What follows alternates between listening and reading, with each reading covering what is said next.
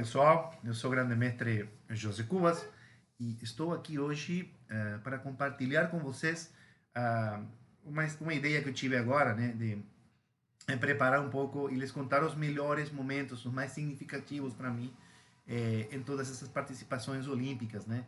Já com aquela intenção de vivenciar um pouco o que vai acontecer daqui uns dias, né, quando comecemos a jogar as Olimpíadas em Budapeste, na Hungria, né? E ao todo foram 9 participações, né? Então pretendo mostrar uma partida significativa de cada uma dessas edições. Claro, naturalmente partidas minhas, onde eu de alguma forma disputei partidas interessantes.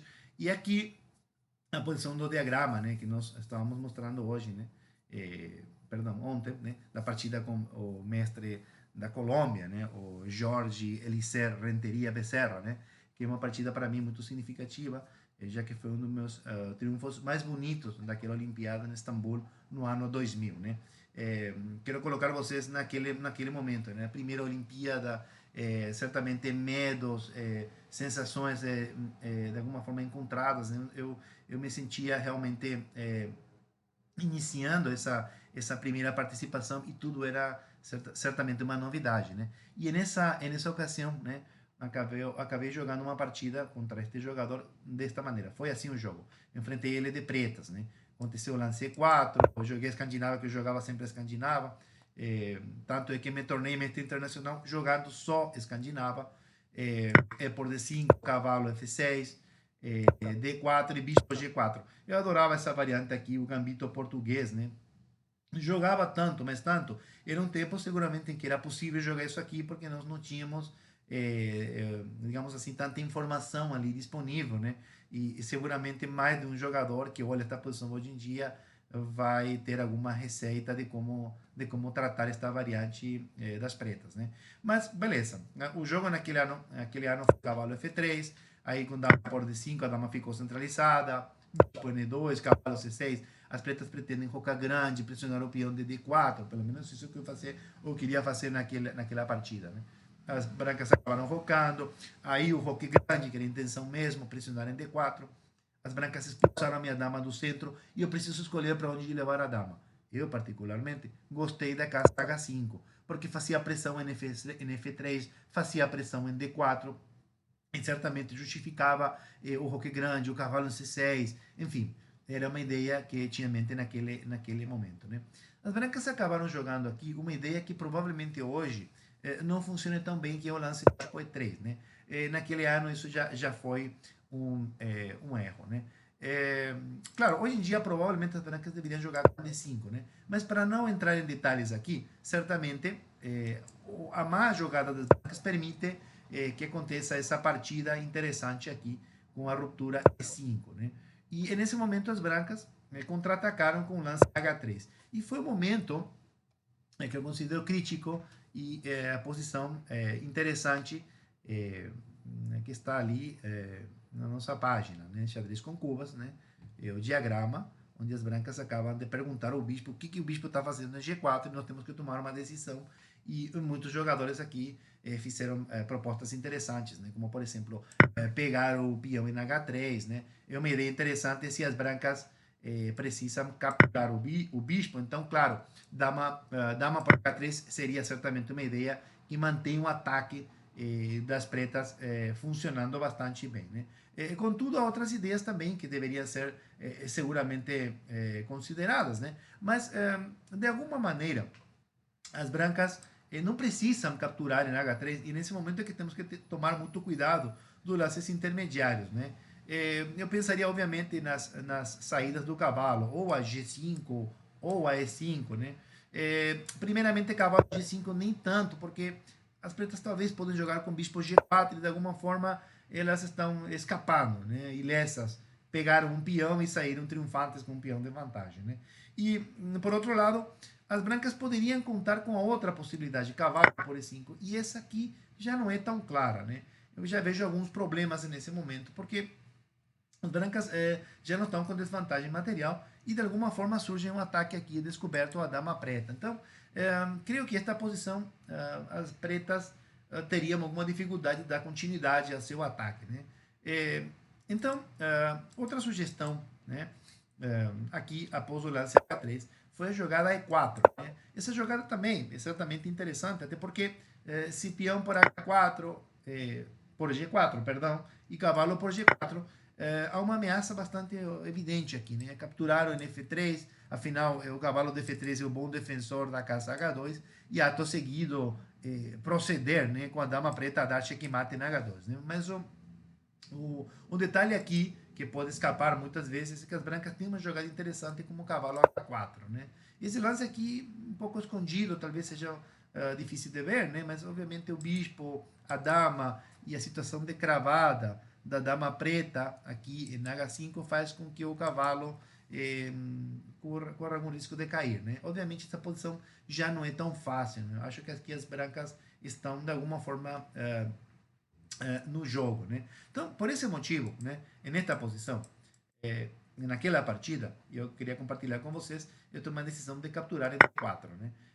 Essa captura em D4, obviamente, permite que as brancas capturem em G4, ganhando o bispo, porque ao mesmo tempo estão também atacando a dama das pretas, e as pretas jogam cavalo por G4, né? E claro, nesse momento, as brancas vão cuidar do próprio bispo, né, que está sendo atacado nesse momento, que é o bispo D3, jogando o bispo F4. E esta é uma posição em que vocês podem ver que as brancas têm uma peça de vantagem. Né? Claro que as pretas têm compensação de 2 peões por essa peça, mas boas chances de ataque. Né? E aqui, né, naquele jogo, fiz um lance de desenvolvimento em um momento contava com lance de desenvolvimento, mas antes desse lance de desenvolvimento, que era o bispo de 6, né? Claro que eu queria fazer um lance de bispo de 6, que era um problema, porque as brancas escapariam com o cavalo H2. Esse lance meio escondido seria o recurso defensivo que permitiria que as brancas se dessem muito bem nessa posição, porque estavam ameaçando o bispo por G4, né? E obviamente a dama aqui, o rei aqui, e as pretas estariam perdidas. Né? Por isso, foi importante desviar primeiro o bispo das brancas que se encontra em E2, com uma jogada intermediária com D3. Né? Essa é uma jogada muito forte, porque de alguma forma obriga o jogador de brancas a capturar em D3. E aí sim, continuei com o bispo em D6, porque nesse momento já as pretas obviamente não podem, ou bom, eles podem tentar jogar com o cavalo H2 novamente, mas agora, por exemplo, bispo por F4, dama por G4, né? Dama por G4, porque é cheque, cavalo por G4 e torre por D3, e nós temos uma vantagem bastante confortável, né? Porque é um peão de vantagem, uma posição bastante já com vantagem de desenvolvimento também. Então as pretas se dariam muito bem, né, nesta posição. Né?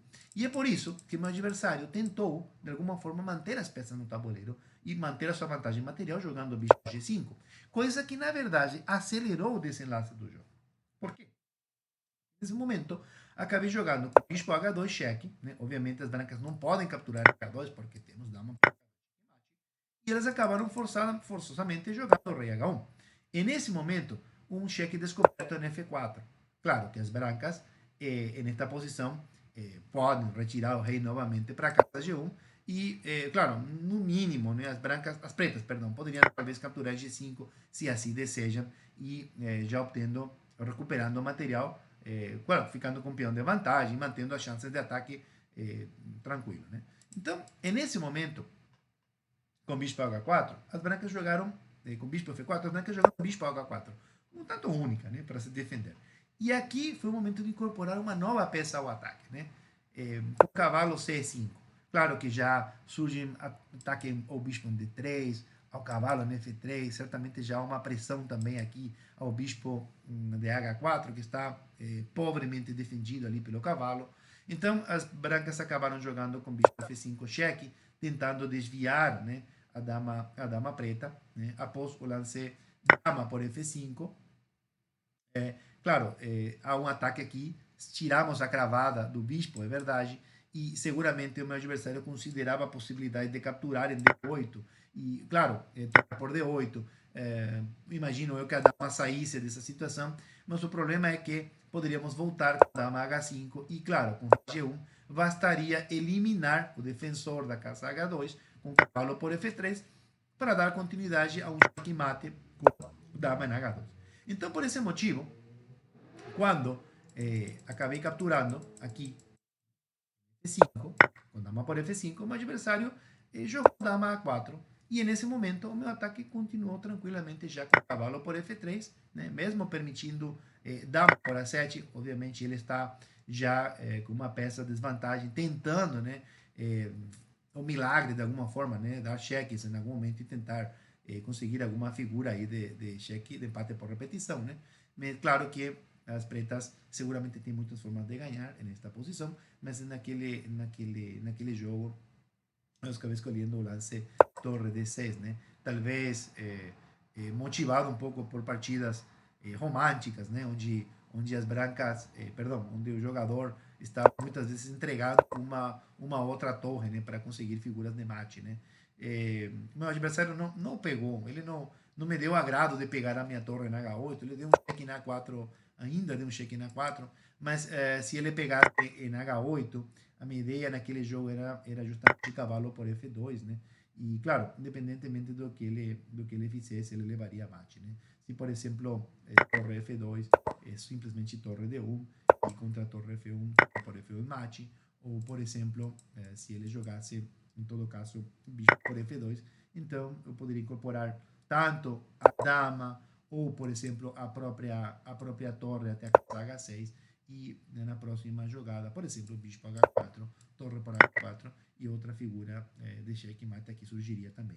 Claro, idêntico mate também se dama H5 e dama por H4. Então, nesse momento do jogo, meu adversário, já provavelmente percebendo tudo o que estava acontecendo, acabou jogando dama A4. Respondi no momento com B5, né, tampando o cheque para ganhar os tempos de ataque. Ele jogou C por B5. Eh, na ocasião, seguramente há muitos lances para fazer, mas estava interessado e muito em desviar, em tirar a possibilidade do meu adversário de me dar mais cheques, né? Eu pensava que ele estava pensando algum cheque aqui com B6, então eu acabei jogando torre A8. Lance interessante, certamente. Talvez desnecessário para muitos, seguramente há muitas jogadas para ganhar. Talvez nem há que se preocupar com aquele cheque ali descoberto da dama branca, né? Afinal, as brancas não têm peças, né? Mas certamente eu estava preocupado com aquilo. Então, torre A8 e, claro, a ideia outra vez era que se dama por A8, eu jogaria cavalo por F2, que era a ideia anterior quando entregamos a torre em H8, né? Então, essa partida tem uma interessante situação, onde entregamos a torre uma vez em H8 e outra em A8. Uma curiosidade, né? As brancas acabaram jogando nessa partida dama B3, aí simplesmente joguei cavalo por H4 e nesse momento já as pretas estavam contando com duas peças de vantagem, né? Meu adversário mandou esse cavalo C3, talvez tentando finalmente completar o desenvolvimento, né? E aí eu voltei com o cavalo até a casa F3, né? Momento em que meu adversário resolveu abandonar o jogo em vista de que as ameaças, como por exemplo dama H5 e dama H2, praticamente fazem com que a defesa do checkmate para o jogador de branca seja uma situação indefensável, né? Então, é isso, pessoal. Eu queria compartilhar este jogo com todos vocês, né? Uma partida então que aconteceu em Istambul no ano 2000, na minha primeira Olimpíada, e aqui estou trazendo para vocês essa experiência. Les mando um forte abraço a todos e espero tenham desfrutado deste jogo. Tchau, tchau.